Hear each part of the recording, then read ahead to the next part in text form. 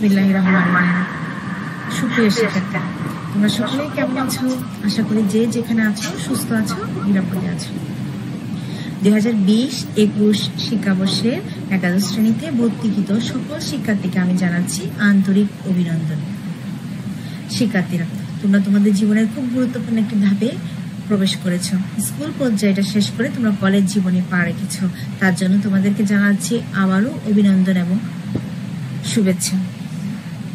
তোমরা যেমন মাধ্যমিকের পাঠটা পেরিয়ে এখন উচ্চ মাধ্যমিকে প্রবেশ করেছো, তোমাদের পড়াশোনা, তোমাদের চালচলন সবকিছু উচ্চ মাধ্যমিক পর্যায়ের প্রমাণ তোমাদেরকে রাখতে হবে। আর তোমরা যদি এভাবে তোমাদের সবকিছু খেয়াল রেখে ঠিকঠাক মতো পড়াশোনা করে এগিয়ে যাও, তাহলে তোমরা তোমাদের কাঙ্ক্ষিত লক্ষ্যে পৌঁছাতে পারবে।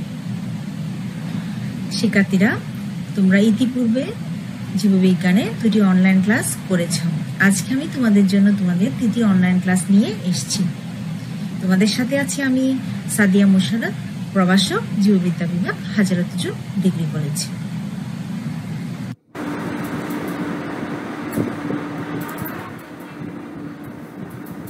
শিক্ষার্থীরা, তোমাদের সবাইকে অনলাইন ক্লাসে স্বাগতম। অনলাইন ক্লাসে তোমাদের সাথে আছি আমি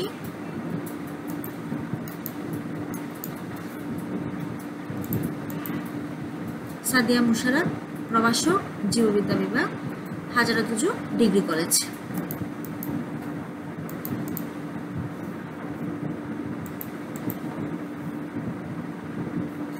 আজকে আমি তোমাদের জীববিজ্ঞান প্রথম পত্রে তোমাদের শ্রেণী, যেহেতু তোমরা একাদশ শ্রেণীর, তাহলে তোমাদের আমি আজকে জীববিজ্ঞান প্রথম পত্রে অধ্যায় 8 নিয়ে আলোচনা করব। আজকের ক্লাসের মূল আলোচ্য বিষয় টিস্যু ও টিস্যুতন্ত্র। এই অধ্যায়টা পড়া শুরু করার আগে আমি তোমাদের একটু কিছু গুরুত্বপূর্ণ কথা বলিনি। অধ্যায়টা তোমাদের জন্য খুবই গুরুত্বপূর্ণ। এই অধ্যায় থেকে যদি তোমরা বিগত বছরের বুক কোশ্চেনগুলো একটু দেখবা কোনো না কোনোভাবে সৃজনশীল কোশ্চেন এসছে এই অধ্যায় থেকে অনেকগুলো। তাছাড়া তোমাদের যেহেতু এই অধ্যায়টা অনেক বেশি ইনফরমেটিভ, এমসিকিউর জন্য খুবই গুরুত্বপূর্ণ। এছাড়া তোমাদের ব্যবহারিকের যে একটা অংশ আছে, এখানে একবীজপত্রী উদ্ভিদের মূল এবং কাণ্ডের অন্তর্গঠনের যে গঠন, চিত্র, বৈশিষ্ট্য, যেই কন্টেন্ট বা টপিকগুলো তোমাদের ব্যবহারিকের অংশ, তাও এই অধ্যায়ের সাথে রিলেটেড। তো শিক্ষার্থীরা, তোমরা যখন অধ্যায়টা পড়বা, তোমরা এই জিনিসগুলো মাথায় রেখে একটু ওভাবে প্রিপারেশনটা একটু নিবা। তো আমরা যেহেতু অধ্যায়টার নামই হচ্ছে টিস্যু এবং টিস্যুতন্ত্র, আমাদের প্রথমত জানতে হবে আসলে টিস্যু কী। টিস্যু কী বা টিস্যু সংজ্ঞা পড়ার আগে আমরা যদি একটু কথাগুলো এভাবে শুরু করি, আমরা কখনোই কোষ ছাড়া কোনো উদ্ভিদ বা প্রাণীর জীবনটা আসলে কখনোই চিন্তা করতে পারি না, অর্থাৎ অস্তিত্বটা কখনোই চিন্তা করা যায় না। কারণ প্রতিটা জীবের জীবন শুরু হয় একটি মাত্র কোষ দিয়ে। উদ্ভিদ এককোষীয় হতে পারে, বহুকোষীয় হতে পারে। এককোষী যদি উদ্ভিদ হয়, তাদের আসলে জীবন ধারণের সকল ক্রিয়াকলাপ বা কার্যকলাপগুলো একটা কোষ দিয়ে সম্পন্ন হয়ে থাকে। আর যেসব উদ্ভিদগুলো বহুকোষী, তাদের যে জীবন সেটা শুরু হয় জাইগোট দিয়ে। জাইগোট নিজে একটা কোষ এবং বিভাজন ক্ষমতা সম্পন্ন একটা কোষ। এই জাইগোটটা বিভাজনের মাধ্যমে আসলে বিভাজিত হয়ে বহুকোষী একটা ভ্রূণে পরিণত হয়। এবং এই যে বহুকোষী ভ্রূণে পরিণত হচ্ছে, এই যে কোষগুলোর আকার, গঠন এবং কাজ একই রকম নয়। এবং এই যে বহুকোষী জীবদেহে যে কোষগুলো আছে, সবগুলো কোষ মিলে তারা এককোষ থেকে সৃষ্ট হয় এবং এরা আকার আকৃতিতে একই রকম হতে পারে, ভিন্ন রকমও হতে পারে, কিন্তু এরা সুসংগঠিতভাবে আসলে একই ধরনের কাজে নিয়োজিত থাকে। তখন এই যে কোষগুচ্ছ, সেটাকে আসলে টিস্যু বলে। অর্থাৎ যদি সহজ করে কথাটা বলা হয়, এরকম অনেকগুলো কোষ মিলে আসলে টিস্যু গঠিত হয়। তো বহুকোষী জীবদেহের যে প্রতিটি টিস্যুর যে অবস্থান এবং গঠন, তারা কাজে আলাদা হলেও কাজ এবং অবস্থানের ভিত্তিতে কিন্তু এরা পরস্পর সম্পর্কযুক্ত হয়ে কিন্তু টিস্যুতন্ত্র গঠন করে। অর্থাৎ অনেকগুলো টিস্যু মিলে আবার টিস্যুতন্ত্র গঠিত হয়। আর টিস্যুতন্ত্রগুলো হচ্ছে অনেকগুলো অঙ্গের সমন্বয় এবং অনেকগুলো অঙ্গ মিলে আসলে একটা সুগঠিত দেহ বা উদ্ভিদের সৃষ্টি। তো টিস্যু সংজ্ঞাটা এখানে দেওয়া আছে, তোমরা দেখতে পাচ্ছ। এক উৎস থেকে উৎপন্ন সদৃশ্য বা বিসদৃশ্য আকার আকৃতি বিশিষ্ট যে কোষসমূহ অবিচ্ছিন্ন ও সুসংগঠিত একই কাজে নিয়োজিত থাকে, সেই কোষগুচ্ছকে টিস্যু বলে। নিচে একটি প্রবাহ চিত্র দেখতে পাচ্ছ। অর্থাৎ অনেকগুলো কোষ মিলে টিস্যু গঠিত হয় এবং অনেকগুলো টিস্যু মিলে টিস্যুতন্ত্রগুলো মিলে অঙ্গের সৃষ্টি করে, আর অঙ্গগুলো মিলে একটা দেহ সৃষ্টি হয়, অর্থাৎ একটা জীবের সৃষ্টি হয়। তো এখানে একই উৎস মানে হচ্ছে আসলে ভ্রূণীয় যে স্তরগুলো আছে, যে এই যে কোষগুলো আছে এক উৎস থেকে সৃষ্ট বলতে যে কোনো একটা স্তর থেকে এদের উৎপত্তি বা উৎসটা হবে, এটাই বোঝাচ্ছে। এরা আকার আকৃতিতে ভিন্ন রকম হতে পারে, কিন্তু কাজে মানে একই ধরনের আসলে কাজে নিয়োজিত থাকবে। তাহলে টিস্যু সৃষ্টি বা গঠনের মূল কারণটা কি? টিস্যু সৃষ্টির মূল কারণ হচ্ছে আসলে জীবের দেহ গঠনকারী যে কোষগুলো আছে তাদের সঠিক শ্রম বন্টন, এটাই হচ্ছে টিস্যু তৈরির মূল উদ্দেশ্য। শিক্ষার্থীরা, এরপর আমরা জানবো টিস্যুর প্রকারভেদ। টিস্যুর প্রকারভেদের ক্ষেত্রে বা শ্রেণী বিভাগের ক্ষেত্রে আসলে অনেকগুলো বৈশিষ্ট্যের উপর ভিত্তি করে টিস্যুকে ভাগ করা যায়, যেমন টিস্যুর অবস্থান, টিস্যুর অন্তর্গত কোষগুলোর প্রকৃতি, কাজ, উৎপত্তি, বিভিন্ন বৈশিষ্ট্যের উপর ভিত্তি করে টিস্যুগুলোকে শ্রেণী বিভাগ করা যায়। মূলত বা প্রধানত টিস্যুর যে কোষসমূহ আছে এদের বিভাজন ক্ষমতা অনুসারে টিস্যু দুভাগে বিভক্ত। একটা হচ্ছে ভাজক টিস্যু, একটা হচ্ছে স্থায়ী টিস্যু। ভাজক টিস্যু কি? যে টিস্যুর কোষগুলো বিভাজন ক্ষমতা সম্পন্ন তাদেরকে ভাজক টিস্যু বলে, অর্থাৎ যেসব কোষগুলো বিভাজিত হতে পারে তারাই হচ্ছে ওই কোষগুলোর সমন্বয়ে ভাজক টিস্যু গঠিত হয়। এবং এটার অপর নাম হচ্ছে মেরিস্টেম। মেরিস্টেম কে কোশ্চেনটা একটা জ্ঞানমূলক কোশ্চেন হিসেবে বোর্ড কোশ্চেনে এসেছিল। তো মেরিস্টেম মানে ভাজক টিস্যু। শিক্ষার্থীরা তোমরা একটু মনে রাখবা। ভাজক টিস্যুর বৈশিষ্ট্য। ভাজক টিস্যুর বৈশিষ্ট্য পড়ার আগে আমরা এখানে ভাজক টিস্যুর কিছু ছবি দেখতে পাচ্ছি। এই ছবিগুলো দেখে আসলে আমরা বৈশিষ্ট্যগুলো একটু মনে রাখবো।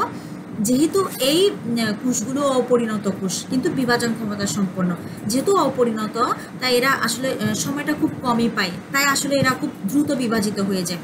তো ফার্স্টে যে ক্যারেক্টারটা আছে সেটা হচ্ছে অপরিণত কোষসমূহ। অপরিণত যে কোষগুলো আছে এরা বিভাজন ক্ষমতা সম্পন্ন, এবং এরা এই যে বিভিন্ন আকার দেখতে পাচ্ছি, এরা আয়তাকার হতে পারে, পঞ্চভুজাকার হতে পারে, ষড়ভুজাকার হতে পারে, এবং ছোট হয় এবং সমবেশীয় হয়। এখন আমরা যদি যে কোষ প্রাচীর আছে কোষ প্রাচীরটা নিয়ে একটু বৈশিষ্ট্যটা নিয়ে একটু বলি। যেহেতু এরা খুব কম সময় পায়, তো এদের যে কোষ প্রাচীরটা আছে এটা খুব বেশি একটা পুরু হতে পারে না। এদের কোষ প্রাচীরটা থাকে পাতলা এবং সেলুলোজ নির্মিত। এবং যেহেতু এরা বিভাজন ক্ষমতা সম্পন্ন, তাহলে এদের মধ্যে যে সাইটোপ্লাজম আছে সাইটোপ্লাজমটা ঘন হতে হবে, এবং তাই এদের সাইটোপ্লাজমটা হচ্ছে ঘন এবং দানাদার, এবং এদের একটা অপেক্ষাকৃত বড় নিউক্লিয়াস আছে, এবং এদের সাধারণত কোষগহ্বর থাকে না। যেহেতু ওরা বলেছি এরা অপরিপক্ক এবং খুব দ্রুত বিভাজিত হয়ে যায়, এরা আসলে সময়টা খুব কমই পায়। কোষ আসলে যতই পরিণত হয় বা বড় হয় ওদের কোষগহ্বর সৃষ্টি হয়, কারণ কোষগহ্বরগুলো আসলে সঞ্চিত যে উপাদান বা খাদ্যগুলো আছে এগুলো জমা করে রাখে। তো এরা যেহেতু খুব দ্রুত বিভাজিত হয়ে যায়, এদের কোষগহ্বর সাধারণত থাকে না।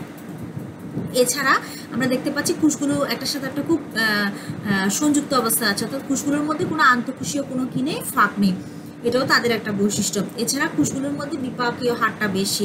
বিপাক হার মানে তাদের যে রাসায়নিক যে বিভিন্ন মেকানিজমগুলো আছে, যেমন সালোক সংশ্লেষণ, শ্বসন, এই প্রক্রিয়াগুলোর রেট একটু বা এই কাজগুলোর যে একটা বিপাকীয় হার সেটা বেশি। এবং এখানে কোনো সঞ্চিত খাদ্য, খরিত বস্তু বা বর্জ্য পদার্থ থাকে না, কারণ এরা খুবই দ্রুত আসলে বিভাজিত হয়ে যায়। এবং প্লাস্টিকগুলো তরুণ অবস্থায় থাকে, এদেরকে বলা হয় প্রোপ্লাস্টিক। তাহলে শিক্ষার্থীরা তোমাদের সুবিধার্থে আমি আবারও ভাজক টিস্যুর বৈশিষ্ট্যগুলো আবারও বলছি। এরা ছোট, সমবেশীয় এবং অপরিণত অবস্থায় থাকে, বিভাজন ক্ষমতা সম্পন্ন, এবং এরা আয়তাকার, ডিম্বাকার, পঞ্চভুজ আকার এবং ষড়ভুজ আকার বিভিন্ন আকার আকৃতির হয়ে থাকে।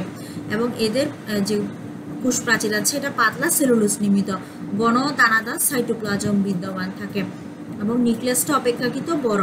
কোষগহ্বর সাধারণত থাকে না, এবং এখানে কোষগুলোর মধ্যে আন্তঃকোষীয় কোনো ফাঁক নেই। এদের মধ্যে কোনো সঞ্চিত খাদ্য, বর্জ্য পদার্থ বা খরিত বস্তু থাকে না, এবং এদের বিপাকীয় হারটা বেশি। যে প্লাস্টিকে থাকে সেটা তরুণ প্লাস্টিক বা প্রোপ্লাস্টিক হিসেবে বিদ্যমান থাকে। এবং স্থায়ী টিস্যু নিয়ে আমরা আসলে পরের ক্লাসে বা করব। তো তোমরা মনে রাখবে ভাজক টিস্যুর যে বৈশিষ্ট্যগুলো আছে এগুলো হচ্ছে স্থায়ী টিস্যুর বৈশিষ্ট্যগুলো হচ্ছে ভাজক টিস্যুর বৈশিষ্ট্যের ঠিক বিপরীত বৈশিষ্ট্য, এভাবে তোমরা একটু মনে রাখবে। ভাজক টিস্যুর অবস্থান। উদ্ভিদের মূল ও কাণ্ডের শীর্ষভাগে, একদম শীর্ষ যে পয়েন্টটা আছে গ্রোয়িং পয়েন্ট, ওখানে কচি যে পাতা, ফুল, কাণ্ডের পর্বমধ্য ও কক্ষমুকুল, দ্বিবীজপত্রী উদ্ভিদের জাইলেম ও ফ্লোয়েম এর মাঝের ক্যাম্বিয়ামে। জাইলেম আর ফ্লোয়েম টিস্যুকে আমরা পরিবহন টিস্যু বা ভাস্কুলার টিস্যু হিসেবে আমরা জানি। জাইলেম এবং ফ্লোয়েম টিস্যুর মধ্যে যখন আবার সেকেন্ডারি যে বিভাজন বা বৃদ্ধিটা হয়, তার ফলে যে আয়তকার প্যারেনকাইমা কোষ নির্মিত একটা স্তর তৈরি হয়, এই অংশটাকে আসলে ক্যাম্বিয়াম বলে। এর মাঝের যে ক্যাম্বিয়াম অংশটা আছে ওখানেই ভাজক টিস্যুর অবস্থান, এবং ত্বকের নিচে যে কর ক্যাম্বিয়াম, এছাড়া মূলের যে পেরিসাইকেল অংশ আছে এবং ভাজক এই অংশগুলোতে আমরা আসলে পেরিসাইকেল, ক্যাম্বিয়াম, জাইলেম, ফ্লোয়েম যে কথাগুলো বলছি, এই টিস্যুগুলোকে আমরা যখন মূল বা কাণ্ডের অন্তর্গঠন দেখব তখন আমরা জিনিসটা আরও ভালো লক্ষ্য করতে পারবো। এরকম যে নামগুলো আছে অর্থাৎ কোন কোন জায়গায় ভাজক টিস্যুর অবস্থানটা, এটা তোমরা একটু মনে রাখবে, এটা এমসিকিউর জন্য গুরুত্বপূর্ণ। এরপর আমরা ভাজক টিস্যুর কাজ। ভাজক টিস্যুর কাজ, আসলে ভাজক টিস্যু যদি বিভাজন শুরু না করতো তাহলে একটা উদ্ভিদের যে দৈহিক বৃদ্ধি, অর্থাৎ আমরা একটা ছোটো চারা গাছকে রোপণ করলাম, কিন্তু এটা আস্তে আমরা দেখি ধীরে ধীরে বৃদ্ধি পায়, দৈর্ঘ্যে বৃদ্ধি পায়। তাহলে এখানে যদি বিভাজন না হতো তাহলে উদ্ভিদের যে দৈহিক বৃদ্ধি সেটা কখনোই হতো না। তাই ভাজক টিস্যু বিভাজনের মাধ্যমে নতুন কোষ উৎপন্ন করে উদ্ভিদের দৈহিক বৃদ্ধি সম্পন্ন করে। এবং ভাজক টিস্যু হতে অন্যান্য যে স্থায়ী টিস্যুগুলো আছে এগুলো উৎপত্তি বা উৎপন্ন হয়। তাই বলা হয় কি, আমরা জানি বা বলা হয় একটা উদ্ভিদের বেশিরভাগ অংশই কিন্তু স্থায়ী টিস্যুতে নির্মিত বা উৎপন্ন। কিন্তু যদি ভাজক টিস্যু বিভাজনই শুরু না করতো এবং ভাজক টিস্যু যদি স্থায়ী টিস্যুতে কনভার্ট না হতো তাহলে যে স্থায়ী টিস্যুটা কখনো উৎপন্ন হতো না। এবং পাশীয় যে ভাজক টিস্যু আছে এরা বিভাজনের ফলে উদ্ভিদের দেহ ব্যাসে বৃদ্ধি পায়, অর্থাৎ সেকেন্ডারি যে বৃদ্ধিটা হয় এটা হয়, ফলে উদ্ভিদগুলো ধীরে ধীরে তাদের যে কাণ্ডটা থাকে সেটা মোটা হয় এবং এই টিস্যু উদ্ভিদের ক্ষতস্থান পূরণ করে। এরা প্রয়োজন অন্যান্য টিস্যুতেও পরিণত হতে পারে। এবং বিটপের অগ্রস্থ ভাজক কলা নতুন যে পাতা, কাকিত, মুকুল, শাখা এগুলো সব কিছুই উৎপন্ন করে। কালচার মিডিয়াম অর্থাৎ টিস্যু কালচারের সময় ভাজক টিস্যুই ক্যালাস সৃষ্টি করে যা থেকে নতুন চারা পাওয়া যায়, এবং এই যে নতুন চারাগুলো উৎপন্ন হয় এগুলো নিরোগী এবং খুব উচ্চ ফলনশীল চারা হিসেবে এগুলো পাওয়া যায়। তো ভাজক টিস্যুর কাজটা আমরা একটু মনে রাখবো, কারণ ভাজক টিস্যুর গুরুত্ব বা উদ্ভিদের বদিঞ্চু শীর্ষে বিদ্যমান টিস্যুর গুরুত্ব বা কাজ, এভাবে একটা বোর্ড কোশ্চেন এসেছিল। তোমরা এই কোশ্চেনটার মিনিংটাই হচ্ছে আসলে ভাজক টিস্যুর গুরুত্ব বা কাজটা উদ্ভিদের ক্ষেত্রে। ভাজক টিস্যুর প্রকারভেদ। ভাজক টিস্যুর প্রকারভেদের ক্ষেত্রে উৎপত্তি অনুসারে ভাজক টিস্যু 3 ভাগে বিভক্ত: প্রারম্ভিক, প্রাইমারি, সেকেন্ডারি। অবস্থান অনুসারে শীর্ষস্থ ভাজক টিস্যু, ইন্টারক্যালারি বা নিবেশিত ভাজক টিস্যু, পার্শ্বীয় ভাজক টিস্যু। কোষ বিভাজন অনুসারে মাস, প্লেট, রিব ভাজক টিস্যু। কাজ অনুসারে প্রোটোডার্ম, প্রোক্যাম্বিয়াম, গ্রাউন্ড মেরিস্টেম। প্রথমত উৎপত্তি অনুসারে ভাজক টিস্যুর প্রকারভেদটা আমরা পড়ব। প্রারম্ভিক ভাজক টিস্যু। প্রারম্ভিক ভাজক টিস্যু আসলে কারা?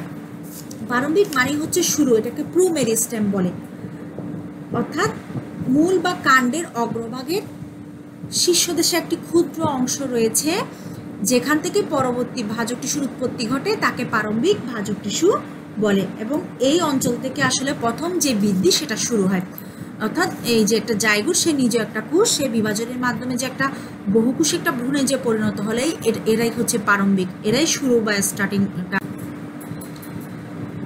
এরপরে প্রাইমারি ভাজক টিস্যু। প্রারম্ভিক থেকে আসলে প্রাইমারি ভাজক টিস্যু উৎপত্তি, যেসব টিস্যু ভ্রূণ অবস্থা থেকে উৎপন্ন হয়, ওই যে আমরা দেখেছি বহুকোষী ভ্রূণ, এবং এরা আজীবন বিভাজনে সক্ষম, তাকে প্রাইমারি ভাজক টিস্যু বলে। এবং এই প্রাইমারি ভাজক টিস্যু থেকে আসলে প্রাইমারি স্থায়ী টিস্যুর উৎপত্তি হয় বা সৃষ্টি হয়। এবং আমরা কোন কোন জায়গায় প্রাইমারি ভাজক টিস্যুটা অবস্থান করে এই জিনিসটা আমরা এখান থেকে উদাহরণটা একটু মনে রাখবো। মূল এবং কাণ্ডের যে ভাজক টিস্যু আছে, ফেসিকুলার ক্যাম্বিয়াম যে অংশটা আছে, এখানে প্রাইমারি ভাজক টিস্যুর উৎপত্তি ঘটে। সেকেন্ডারি ভাজক টিস্যু। প্রাইমারি যে ভাজক টিস্যু আছে সেটা থেকে আসলে প্রাইমারি স্থায়ী টিস্যু তৈরি হয়, এবং এরা যখন আবার বিভাজনে সক্ষম বা বিভাজন ক্ষমতা প্রাপ্ত হয় তখন সেকেন্ডারি ভাজক টিস্যুগুলোর উৎপত্তি ঘটে। অর্থাৎ যেসব ভাজক টিস্যু পুনঃস্থায়ী টিস্যু থেকে উৎপন্ন হয় এবং তাদের গৌণ বা সেকেন্ডারি ভাজক টিস্যু বলে। অর্থাৎ আমি আগেও বলেছি প্রাইমারি ভাজক টিস্যু থেকে প্রাইমারি স্থায়ী টিস্যুর উৎপত্তি ঘটে, এবং এই স্থায়ী টিস্যুগুলো যখন পরবর্তীতে আবার বিভাজন ক্ষমতা প্রাপ্ত হয় তখন সেকেন্ডারি ভাজক টিস্যুগুলো সৃষ্টি হয়। ওই জন্য সেকেন্ডারি বাজক টিস্যু উদ্ভিদের ভ্রূণ অবস্থার অনেক পরে সৃষ্টি হয়। উদাহরণ স্বরূপ আমরা বলতে পারি কর ক্যাম্বিয়াম এবং আন্তঃফেসিকুলার যে ক্যাম্বিয়ামটা আছে, এগুলো সবগুলো হচ্ছে সেকেন্ডারি বাজক টিস্যুর উদাহরণ। আমি এখানে একটা তোমাদের সুবিধার্থে উৎপত্তি দিয়ে একটা প্রবাহ চিত্র দিয়ে দিয়েছি। জাইগোসে নিজে একটা কোষ, এখানে বিভাজনের মাধ্যমে বহুকোষী ভ্রূণে পরিণত হচ্ছে, আর এখান থেকে যে প্রাইমারি বাজক টিস্যু আছে সেটা উৎপত্তি লাভ করে। এই প্রাথমিক বা প্রাইমারি থেকে স্থায়ী টিস্যুর উৎপত্তি হয়, এবং স্থায়ী টিস্যুগুলো যখন কিছু সময়ের জন্য আসলে স্থায়ী টিস্যুগুলো বিভাজন ক্ষমতাটা তাদের আসলে বন্ধ হয়ে যায়, পরবর্তীতে যখন আবার বিভাজন ক্ষমতা প্রাপ্ত হয় তখন তারা আসলে সেকেন্ডারি টিস্যু হিসেবে বা সেকেন্ডারি বাজক টিস্যু হিসেবে কাজ করে। তো এখানে তোমাদের যে কর ক্যাম্বিয়াম এবং কর কথাগুলো বলেছি, তাদের অবস্থানটা একটা উদ্ভিদের মধ্যে কিভাবে অবস্থান করে সেটা বোঝানোর জন্য এখানে একটা ছবি দিয়েছি শিক্ষার্থীরা। এরপর আমরা জানবো অবস্থান অনুসারে শীর্ষস্থ ভাজক টিস্যু। যেই সব ভাজক টিস্যু উদ্ভিদের কাণ্ড, মূল এবং শাখা প্রশাখার শীর্ষভাগ অবস্থান করে তাদের শীর্ষস্থ ভাজক টিস্যু বলে, এবং এই শীর্ষস্থ ভাজক টিস্যুকে সকল টিস্যুর উৎস বলা হয়ে থাকে। কারণ এই যে শীর্ষস্থ ভাজক টিস্যু আছে, এই ভাজক টিস্যু আসলে বিভাজনের মাধ্যমে উদ্ভিদের যে অঙ্গটা আছে সেটা দৈর্ঘ্যে বৃদ্ধিপ্রাপ্ত হয়, এবং এরা প্রাইমারি স্থায়ী টিস্যু তৈরি করে, এবং তাই এরা আসলে প্রাইমারি টিস্যু। নিবেশিত ভাজক টিস্যু বা ইন্টারক্যালারি, যেসব ভাজক টিস্যু দুটি স্থায়ী টিস্যুর মাঝখানে অবস্থান করে সেই সব ভাজক টিস্যুকে নিবেশিত ভাজক টিস্যু বলে। এবং এরা যেহেতু এই অঙ্গসমূহের বৃদ্ধির সময় শীর্ষস্থ ভাজক টিস্যুর কিছু অংশ পৃথক হয়ে এসব নিবেশিত বা ইন্টারক্যালারি ভাজক টিস্যুগুলো তৈরি হয়, তাই এরাও কিন্তু প্রাইমারি টিস্যু। এরপর হচ্ছে পার্শ্বীয় ভাজক টিস্যু। যেসব ভাজক টিস্যু মূল এবং কাণ্ডের পার্শ্ব বরাবর লম্বালম্বিভাবে সমান্তরালভাবে অবস্থান করে তাদেরকে পার্শ্বীয় ভাজক টিস্যু বলে, এবং এরা স্থায়ী টিস্যু থেকে উৎপন্ন হয়, তাই এরা সেকেন্ডারি ভাজক টিস্যু। এবং এই টিস্যুর বিভাজনের ফলে উদ্ভিদ এখানে পার্শ্ব বরাবর অবস্থান করার কারণে এরা আসলে উদ্ভিদের মূল এবং কাণ্ডের যে প্রস্থে বৃদ্ধি সেটা সেই কাজটা করে থাকে, অর্থাৎ সেকেন্ডারি বৃদ্ধির কাজটা করে থাকে।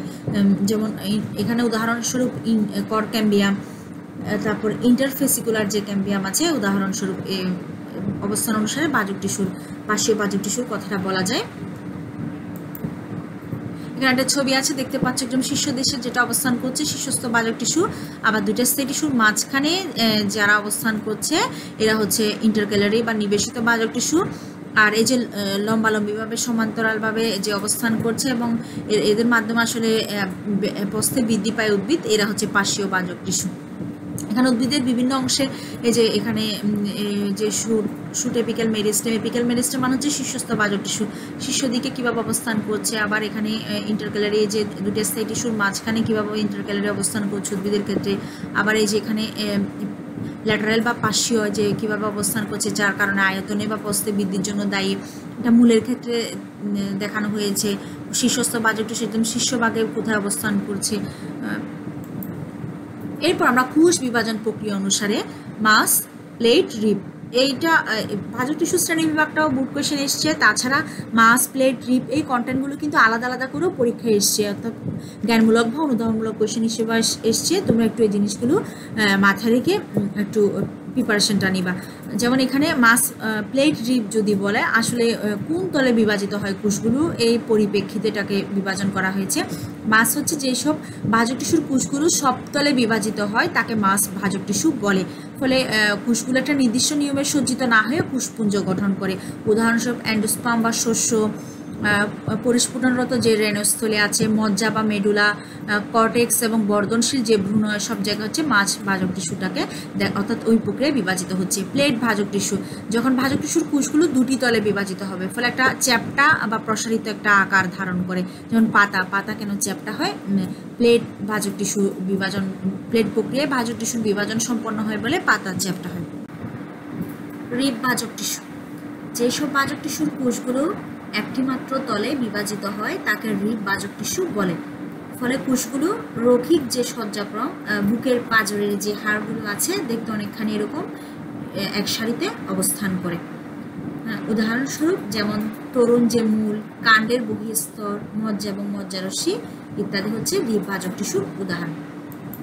তোমাদের সুবিধার্থে আমি এখানে একটা ছবি রেখেছি। যেমন মাছ, এই যে একটা কোষ সবতলে বিভাজিত হয়ে একটা কোষপুঞ্জ বা দলা পাকানো একটা কোষের যে পুঞ্জ আছে এরকম গঠন করেছে। আমি এটা মাছ প্রক্রিয়ায় বলেছি সবতলে কোষগুলো বিভাজিত হয়।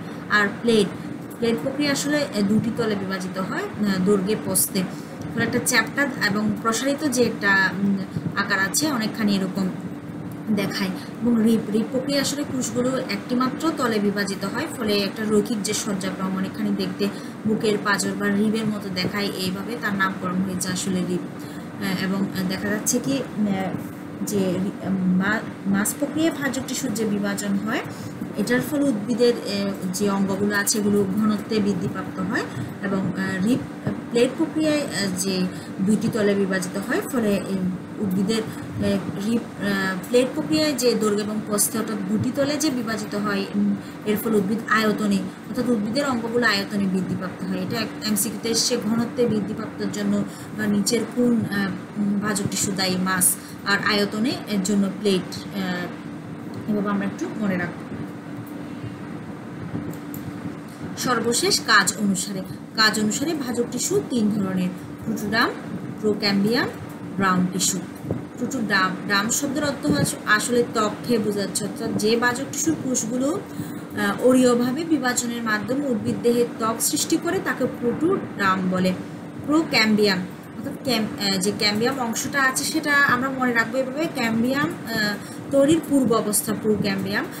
অর্থাৎ জাইলেম এবং আমি আগেও বলেছি জাইলেম এবং যে ফ্লোয়েম টিস্যুগুলো আছে বা জটিল টিস্যুগুলো আছে তাদের সেকেন্ডারি বিভাজনের মাধ্যমে ক্যাম্বিয়াম অংশটা তৈরি হয়।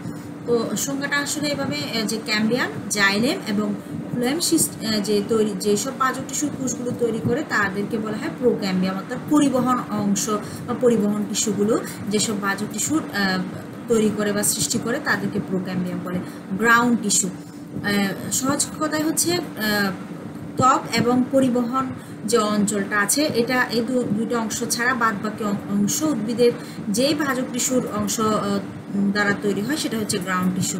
সংজ্ঞাটা হচ্ছে শীর্ষস্থ ভাজক টিস্যুর যে অংশ বারবার বিভাজিত হয়ে কর্টেক্স, মজ্জা ও মজ্জারশ্মি সৃষ্টি করে তাদের গ্রাউন্ড টিস্যু বলে। আমরা একটু ছবির সাথে একটু মিলিয়ে পড়ি। যেমন এখানে একটা যে লম্বচ্ছেদে ভাজক টিস্যুর অবস্থানটা দেখানো হচ্ছে, আবার প্রস্থচ্ছেদে দেখানো হচ্ছে যে এগুলো হচ্ছে প্রোক্যাম্বিয়াম অর্থাৎ জাইলেম ফ্লোয়েম বা পরিবহন অংশটাকে বোঝাচ্ছে, আর বাইরের যে অংশ আছে সেটাকে প্রোটোডার্ম। আর এই দুটো অংশ ছাড়া মাঝখানে যে অন্যান্য অংশগুলো আছে যেমন মজ্জা আছে এগুলো সবগুলো গ্রাউন্ড মেরিস্টেম। আমরা যদি একটা মূলের অন্তর্গঠন দেখি, আমরা এখানে মূলরুম দেখতে পাচ্ছি, এখানে আমরা এপিপ্লেমা অর্থাৎ এদের ত্বকটা দেখতে পাচ্ছি, কর্টেক্স অংশটা দেখতে পাচ্ছি, অ্যান্ডোডার্মিস, পেরিসাইকল, আর এগুলো হচ্ছে জাইলেম। এরপরে এটা হচ্ছে ফ্লোয়েম অংশ, মজ্জা। আর জাইলেম টিস্যু এবং ফ্লোয়েম টিস্যুর এখানে যে অংশটা আছে একদম রশ্মির ন্যায় কেন্দ্র থেকে একদম পেরিসাইকেল পর্যন্ত বিস্তৃত, এটাকে বলা হয় মজ্জা রশ্মি। এখানে যে ত্বক গঠনকারী অংশটা এটা হচ্ছে প্রোটোডার্ম। আর এখানে জাইলেম এবং ফ্লোয়েম এবং দ্বিবীজপত্রী উদ্ভিদের মধ্যে যে ক্যাম্বিয়াম অংশটা আছে এগুলো হচ্ছে প্রোক্যাম্বিয়াম ভাজক টিস্যু। আর এই যে কর্টেক্স এবং মজ্জারশ্মি এবং কাণ্ডের ক্ষেত্রে হাইপোডার্মিস থাকে, এটা যেহেতু মূল, এই অংশগুলো যেই সব ভাজক টিস্যু সৃষ্টি করে এরা হচ্ছে গ্রাউন্ড মেরিস্টেম। তো শিক্ষার্থীরা, আজকের মতো ক্লাসটা আমি এখানে শেষ করছি। আশা করি তোমরা সকলেই ভালো থাকবা, বাসায় বসে পড়াশোনা করবা। তোমাদের জন্য অনেক শুভকামনা। আল্লাহ হাফিজ।